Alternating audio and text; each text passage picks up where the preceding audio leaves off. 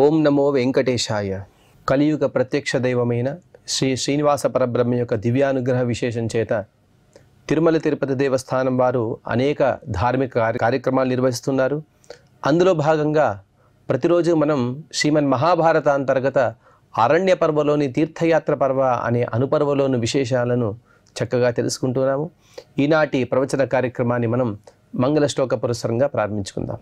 నారాయణం నమస్కృత్య నరం చైవ నరోత్తమం దేవీం సరస్వతీం వ్యాసం తతో జయముదీరయేత్. శ్రీ గురుభ్యో నమః. హరి ఓం.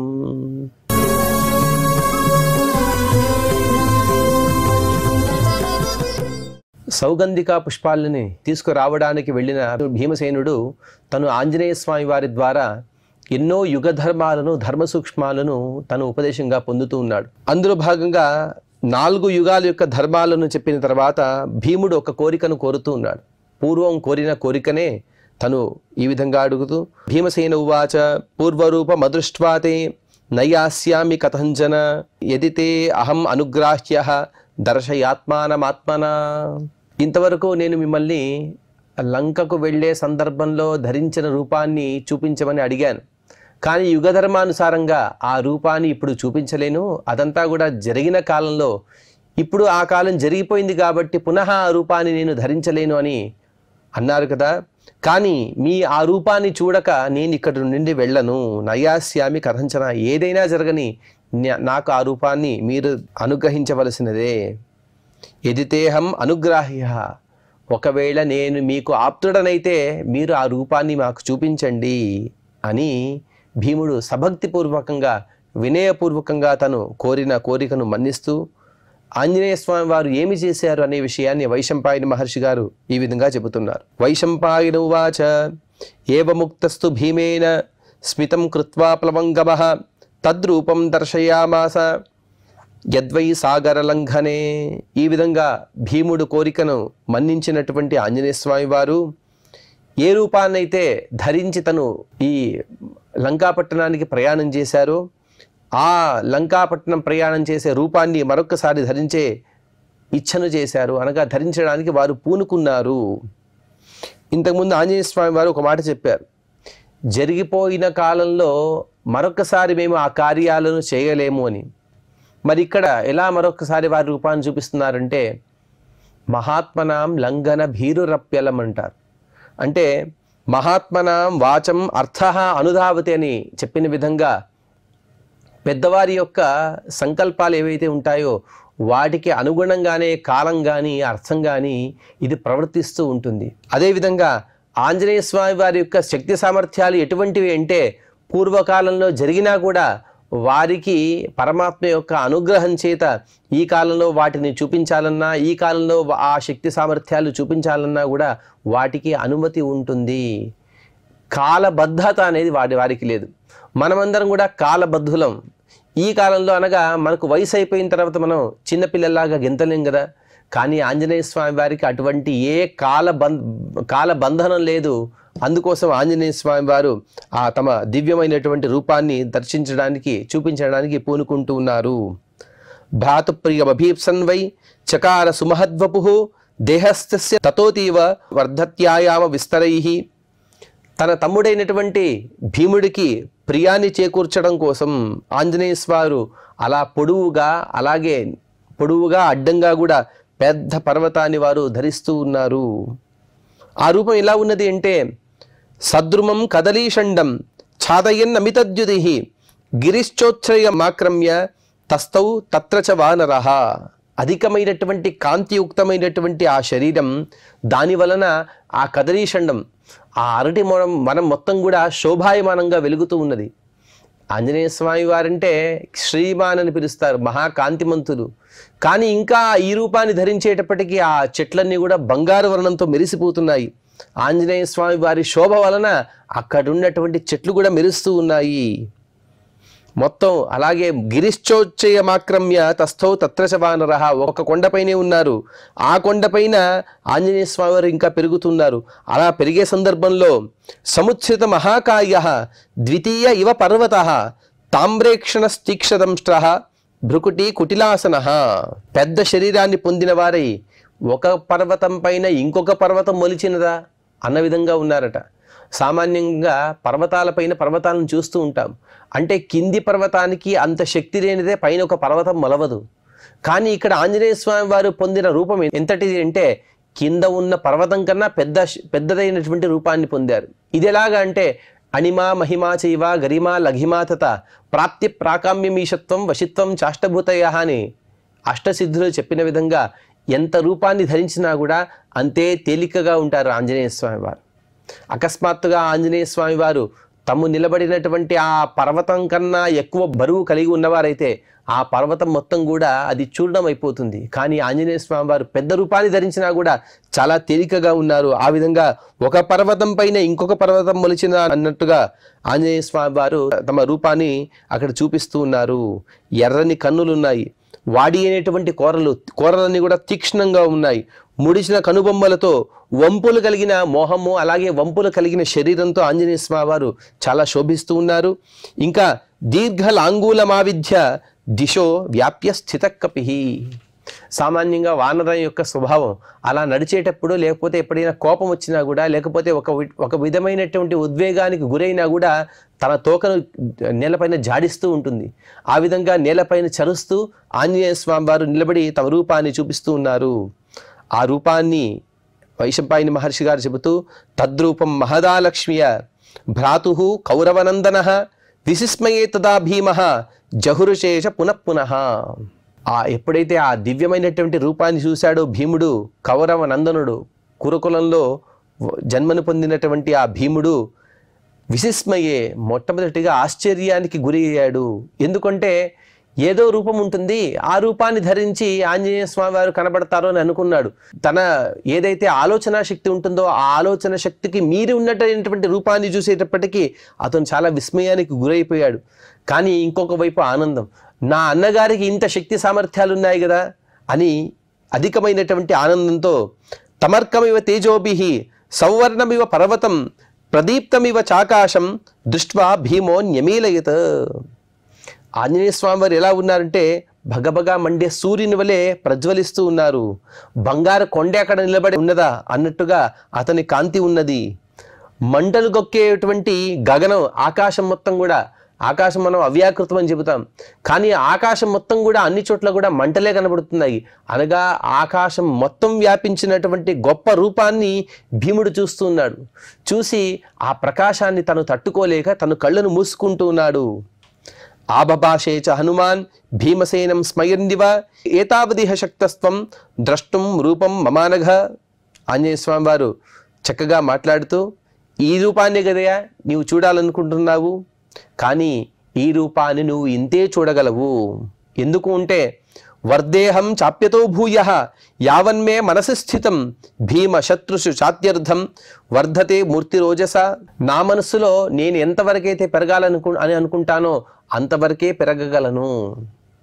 అంటే ఇప్పుడు నేనేమనుకున్నానంటే ఇంత రూపాన్ని మాత్రమే నీకు చూపించాలని నేను అనుకుంటున్నాను, కానీ దీనికన్నా ఎక్కువగా పెరిగే సామర్థ్యం నాకున్నది. కానీ ఎప్పుడైతే శత్రువులు కనబడతారో నా రూపం కానీ నా శక్తి సామర్థ్యాలు కానీ మొత్తం నేను బయటికి చూపిస్తాను. అంటే నేనేదో చూపిస్తున్నాను, ఆంజనేయ స్వామి వారి రూపం ఇంతే అని అనుకోవద్దు, ఇంకా పెద్దదైనటువంటి నా రూపం ఉన్నది. ఆ విషయాన్ని వైశంపాయని మహర్షి గారు చెబుతూ వైశంపాయన ఉవాచ తదద్భుతం మహారౌద్రం వింధ్య పర్వత సన్నిభం దృష్ట్వా హనుమతో వర్ష్మ సంభ్రాంతః పవనాత్మజః. అద్భుతమైనటువంటి మహారౌద్రం, మహాభయాన్ని కలిగించేటువంటి వింధ్య పర్వతంలాగా వెలుగొందేటువంటి, అంటే వింధ్య పర్వతం మొత్తం కూడా బంగారమయం. ఆ విధంగా వింధ్య పర్వతంలాగా శోభించే ఆంజనేయ స్వామి వారి రూపాన్ని చూసి సంభ్రాంతుడైనటువంటి, సంభ్రమాన్ని పొందినటువంటి సంభ్రమాన్ని భీముడు పొంది ప్రత్యువాచ తతో భీమః సంప్రహృష్ట తనూరుహ కృతాంజలి అదీనాత్మ హనుమంతం అవస్థితం. తను ఈ విధంగా మాట్లాడుతున్నాడు. మాట్లాడే సమయంలో సంప్రహృష్ట తనూరుహ, అతనికి రోమాంచనం కలుగుతూ ఉన్నది. రెండు చేతులను జోడించాడు. ఏమి పలకాలో, ఏ విధంగా స్తోత్రం చేయాలో అని తెలియక అదీనాత్మ, దీనమైనటువంటి స్వభావాన్ని కలిగిన ఆ భీముడు ఆంజనేయ స్వామి వారి గురించి ఈ విధంగా మాట్లాడుతూ భీమసేన ఉవాచ దృష్టం ప్రమాణం విపులం శరీరస్యాస్యతే విభో సంహరస్వ మహావీర్య స్వయమాత్మానమాత్మన. హే విభు, విభు అంటే వ్యాప్తమైనటువంటి రూపాన్ని పొందిన వాడిని విభు అని పిలుస్తూ ఉంటారు. అటువంటి గొప్ప రూపాన్ని పొందిన హే ఆంజనేయ స్వామి, నాపైన ఎంతో అనుగ్రహంతో నీ గొప్పదైనటువంటి శరీరాన్ని నేను దర్శించుకున్నాను. హే మహాశక్తిశాలి, నీ రూపానికి నీవే సాటివయ్యా, కానీ నీ రూపాన్ని ఉపసంహరించుకో అంటే ఆ ఉపసంహరించుకోవడానికి నీవే ఒక సంకల్పాన్ని చేయాలి. ఆ విధమైనటువంటి సంకల్పాన్ని నీవు పొందమని తను అడుగుతూ ఉన్నాడు. ఎందుకు అంటే నహి శక్నోమి త్వాం ద్రష్టుం దివాకరమివోదితం అప్రమేయం అనాదృశ్యం మైనాకమివ పర్వతం. ఒక సూర్యుడిని చూడడానికి మనం ఎంతో ఇబ్బందులు పడుతూ ఉంటాం, కానీ కోట్ల సూర్యులు ఒకేసారి వచ్చారా అన్నంత ప్రకాశం మాకు ఇక్కడ కనబడుతూ ఉన్నది. మైనాక పర్వతంలాగా మొత్తం కూడా స్వర్ణమయంగా కనబడుతూ ఉన్నది.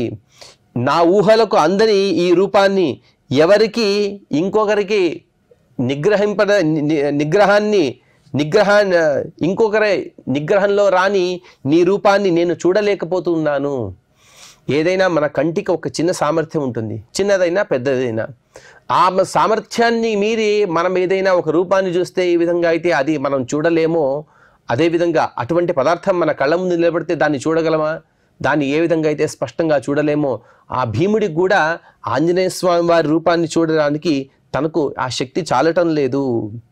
విస్మయశ్చైవ మే వీర సుమహాన్ మనసోద్యవై యద్రామస్త్వయి పార్శ్వస్థే స్వయం రావణమభ్యగాత్. అలాగే హే వీర, నాకు చాలా ఆశ్చర్యమవుతుంది. ఎందుకంటే నీవు నీ పక్కన ఉండే సందర్భంలోనే స్వయంగా రాముడే రావణుని ఎదుర్కొన్నాడు కదా. త్వమేవ శక్తస్తాం లంకాం సుయోధాం సహవాహనాం స్వబాహుబలమాశ్రిత్య వినాశయితుమంజసా. అలాగే ఇంత గొప్ప శక్తి సామర్థ్యాలు కలిగినటువంటి నీవే ఆ లంకను కానీ లేకపోతే రావణుడిని కానీ వధించవచ్చు. సహవాహనం, అతని వాహనాలు అతని పరివారాలు అన్నిటినీ కూడా వధించే సామర్థ్యం నీకొక్కడికే ఉన్నది. అంతటి బాహుబలం కలిగిన వాడివి నీవు. నహితే కించిదప్రాప్యం మారుతాత్మజ విద్యతే తవ నైకస్య పర్యాప్తః రావణః సగణో యుధి. అలాగే నీవేదైనా చెయ్యాలనుకున్నా కూడా ఆ చెయ్యాలనుకున్నటువంటి నీకు ఏది కూడా అప్రాప్యం కాదు, అనగా నీ సంకల్పానికి విరుద్ధంగా ఏది జరగదు. నీవు సంకల్పించిన అన్ని కర్మలు కూడా సిద్ధిస్తాయి. అటువంటి గొప్ప మహాబాహుబలం కలిగిన వాడివి. నీకు ఒక్క రావణుడు ఎక్కడ సరిపోతాడు?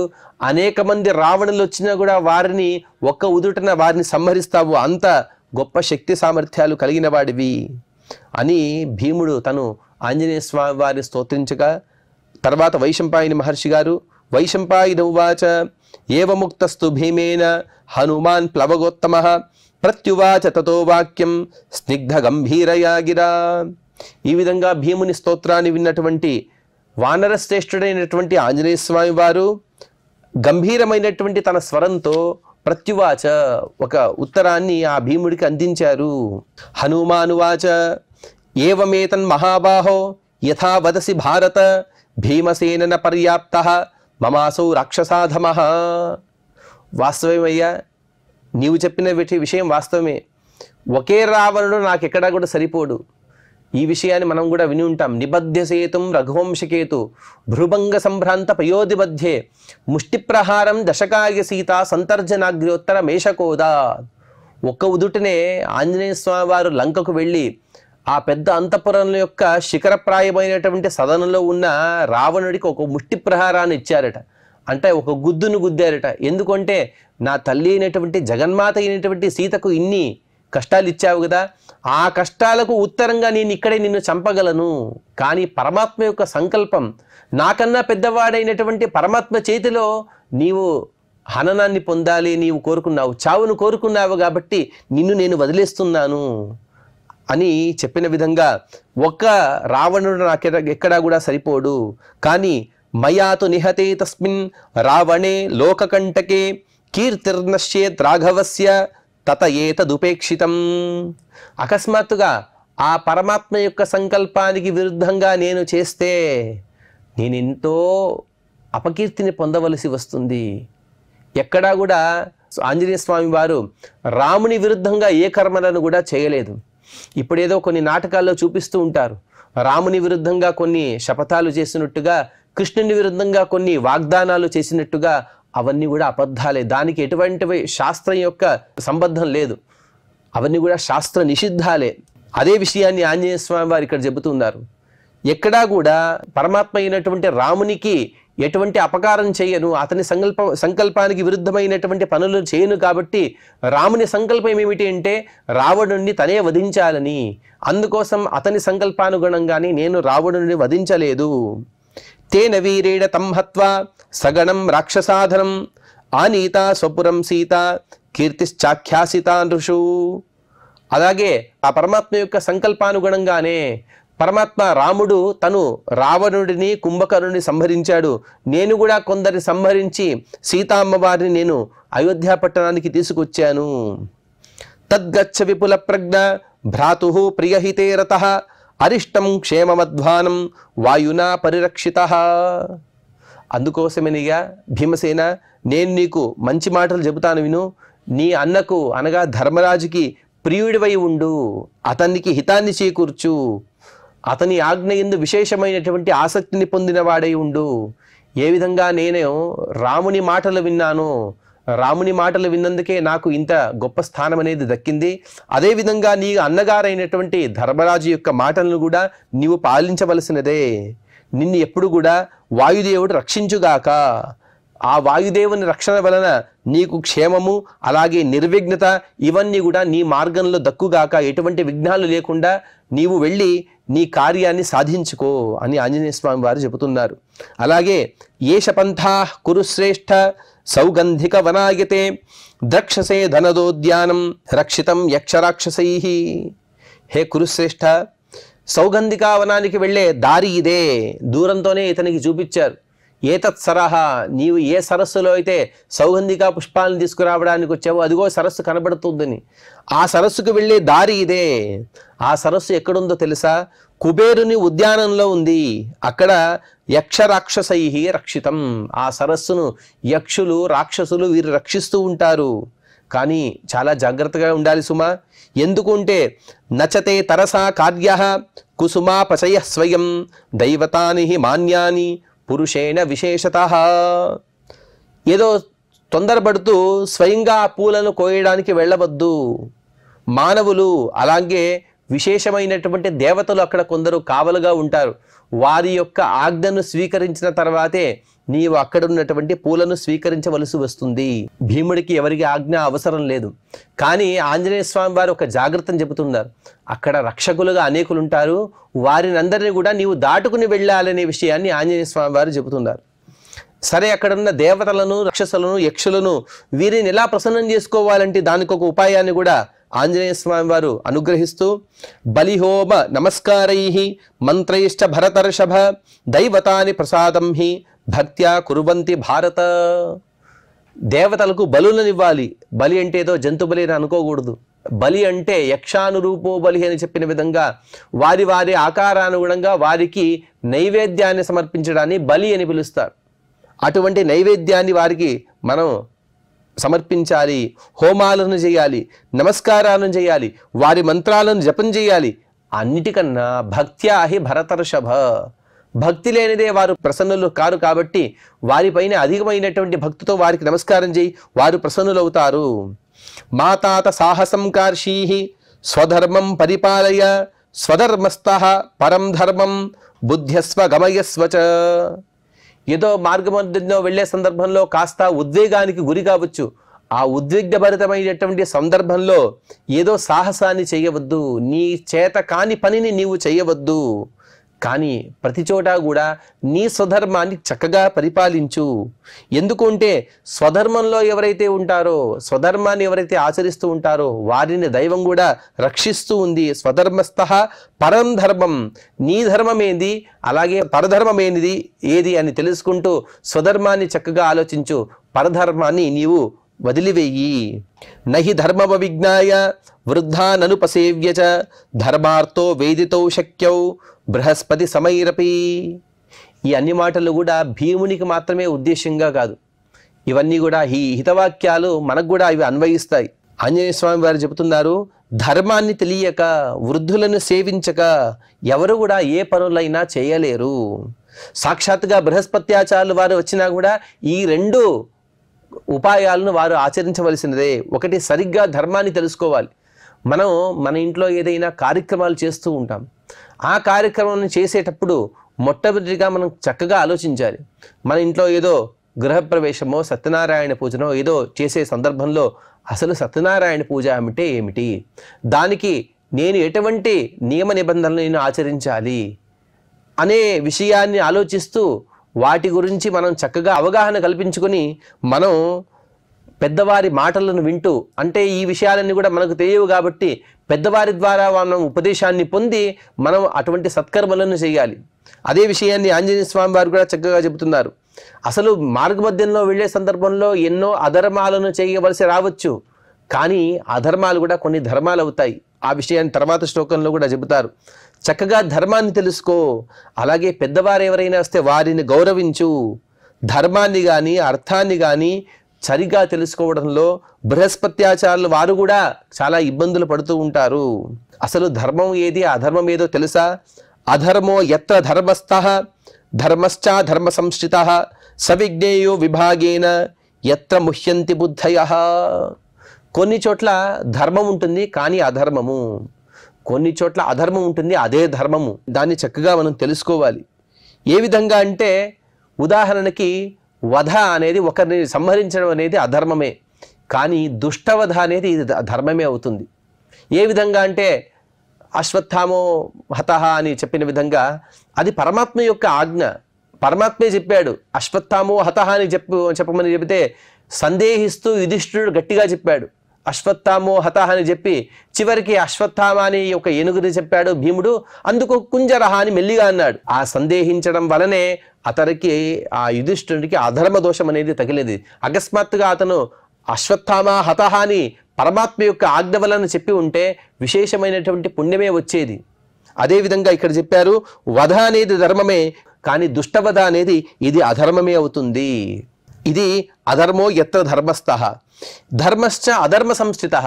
కొన్ని చోట్ల ధర్మం ఉంటుంది కానీ అది అధర్మాన్ని ఆశ్రయించి ఉంటుంది. ఎలాగంటే సత్యం పలకడం ఇది ధర్మమే, కానీ మన సత్యం వలన లోకానికి ఏదైనా ఇబ్బందులు వస్తూ ఉంటే అటువంటి సత్యాన్ని మనం చెప్పకూడదు.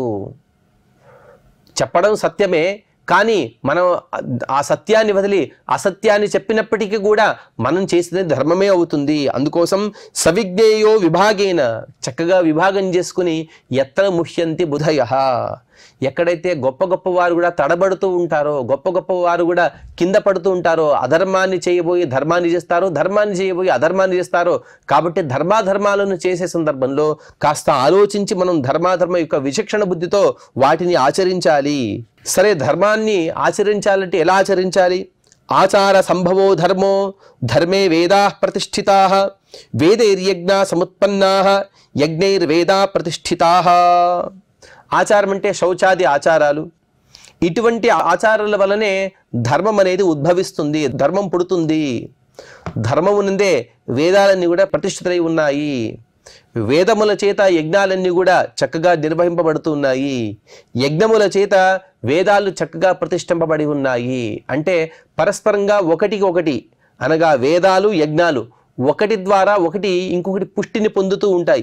అందుకోసం ఆచారము, ధర్మము, వేదము, యజ్ఞము వీటిని మనం సమన్వయపరుచుకొని మన జీవితంలో ఆ 4టిని మనం చక్కగా ఆచరిస్తే మనం గొప్పదైనటువంటి పదవులను పొందవచ్చు. వేదాచార విధానోక్తైః యజ్ఞైర్ధార్యంతి దేవతాః బృహస్పత్యుషన ప్రోక్తైః నగైర్ధార్యంతి మానవాః. వేదాలు, వాటి ఆచార విధానాలు, వీటిని తెలియజెప్పే యజ్ఞాలు, వీటిని ఆచరించిన వారు దేవతాభావాన్ని పొందుతారు.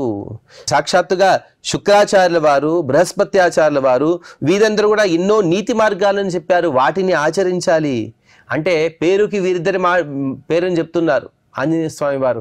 ఇంకా మిగతా సంహితలు ఏవైతే ఉన్నాయో వాటి మనం ఉపలక్షణంగా తీసుకుంటూ ఏవైతే హితవాక్యాలను పలికాయో అటువంటి మార్గాలను మనం ఖచ్చితంగా ఆచరించవలసినదే.